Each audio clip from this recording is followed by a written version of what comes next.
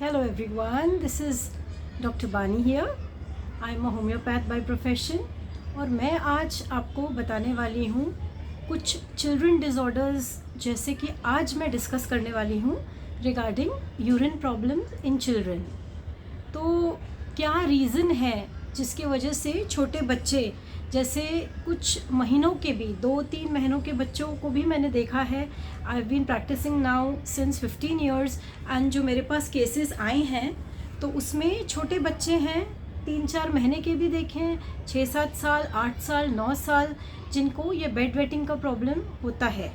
तो इसकी क्या क्या कारण है, तो मैं इसके बारे में आपको कुछ जानकारी देना चाहती हूँ। Share this video with all whoever जो भी किड्स को प्रॉब्लम है, दे कैन कॉन्टैक्ट मी इसकी डिटेल्स के बारे में। I am a homeopathic practitioner, pure homeopathy practice है मेरी। तो इसका रीज़न, बहुत सारे रीज़न्स हैं।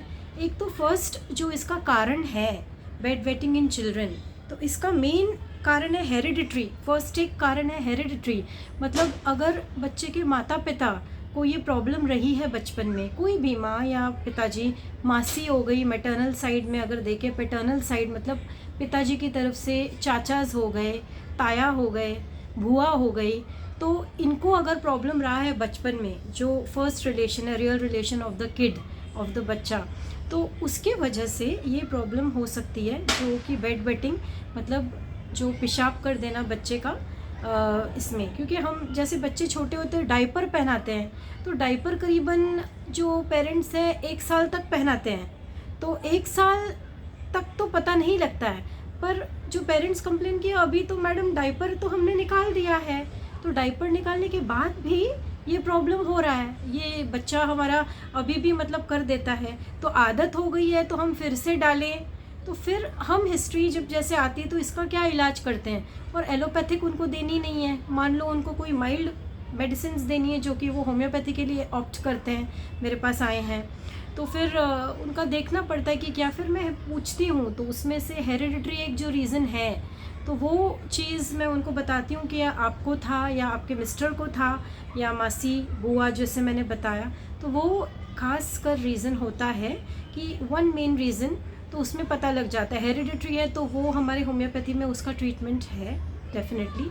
सेकंड कारण होता है कि अगर पेरेंट्स की फ़ाइट हो रही हो, कम्युनिकेशन ठीक से नहीं हो, बहुत ज़्यादा आपस में झगड़ा कर रहा हो, तो बच्चा छोटा भी है, लगेगा कि अरे बच्चे को समझता नहीं है, तो क्या उसमें प्रॉब्लम है, हम जो भी बात कर रहे हैं। पर नहीं, बच्चे बहुत इंटेलिजेंट होते हैं एक्चुअली, तो इसके लिए उनको रजिस्टर करते हैं, देखते हैं, तो वो बात इम्पॉर्टेंट है जो कि हम फिर पेरेंट्स को काउंसलिंग करते हैं जब हिस्ट्री लेते हैं कि आपका जो झगड़ा है, प्रॉब्लम्स है घर के, बच्चों के सामने नहीं करने हैं, ज़्यादा ऊंची आवाज़ में नहीं बात करना है।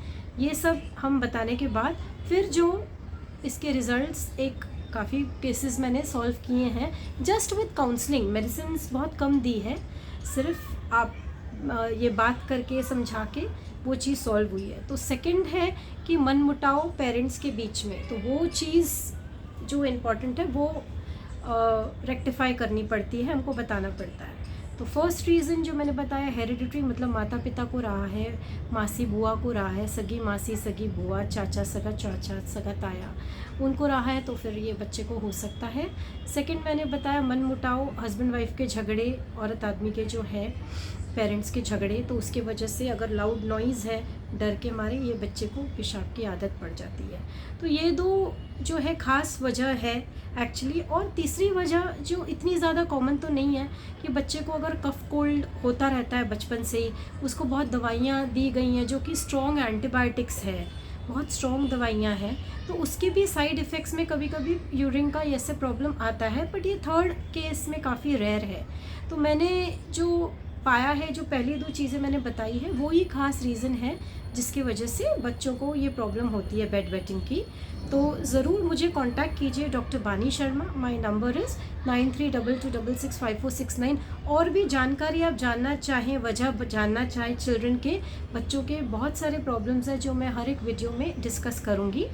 सभी प्रॉब्लम्स जो होते हैं, क्यों होते हैं, रीज़न क्या है, होम्योपैथी में क्या उसका इलाज है। जैसे होम्योपैथी का पढ़ के ये बेड वेटिंग में आप देखेंगे कॉस्टिकम एपिस्मेल, ये हमारी मेडिसिन्स हैं जो बहुत कॉमनली दी जाती है, बट और जो काफ़ी लोग हैं ये गूगल कर लेते हैं और मेडिसिन्स डोज कुछ लिखा होता है दे देते हैं, पर वो काम नहीं करती, क्योंकि कॉन्स्टिट्यूशनल मेडिसिन होता है जिसमें हमको केस हिस्ट्री लेनी पड़ती है, तो उसमें 1 आध 2 घंटे चले जाते हैं। केस हिस्ट्री बहुत इंपॉर्टेंट है, अगर वो ली गई और उसके बाद आप पर्सनली जाके डॉक्टर के पास जाइए, केस हिस्ट्री दीजिए, जो वो मेडिसिन, क्योंकि जो आपने पढ़ी है गूगल में, अगर आपने वो बच्चे को दी है वो काम तो डेफिनेटली करेगी, 20% काम करेगी, बट फिर 2-3 महीने, 6 महीने, 5 महीने के बाद फिर से प्रॉब्लम होता रहेगा।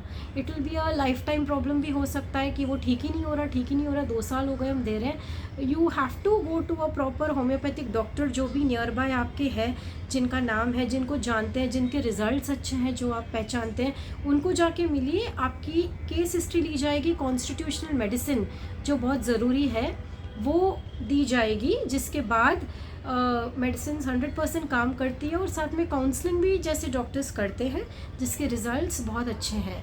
तो डेफिनेटली यू शुड मीट जो नियरेस्ट आपके होम्योपैथ हैं, तो ज़रूर उनको दिखाइए और मुझे कांटेक्ट कीजिए।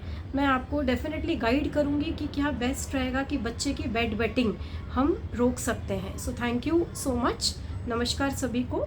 तो मैं डिटेल्स पूरा दे देती हूँ इसमें, तो आप मुझे कांटेक्ट कर सकते हैं regarding bed waiting in children reason, उसका और भी डिटेल्स मैं आपको शेयर डेफिनेटली करूँगी। आप मेरे को कॉल करके बात कर सकते हैं। और ये बहुत आम प्रॉब्लम, कॉमन प्रॉब्लम है आजकल, जो मैं पेशेंट्स देख रही हूँ, बच्चे बेड वेटिंग के 3-4 साल के, 7 साल के, 8 साल के, तो और मैंने रिज़ल्ट्स दिए हैं उनको होम्योपैथी एंड काउंसलिंग से। So thank you and all the best to each one of you. ये वीडियो शेयर ज़रूर कीजिएगा, जिनको ज़रूरत है। You can contact me. Take care, bye.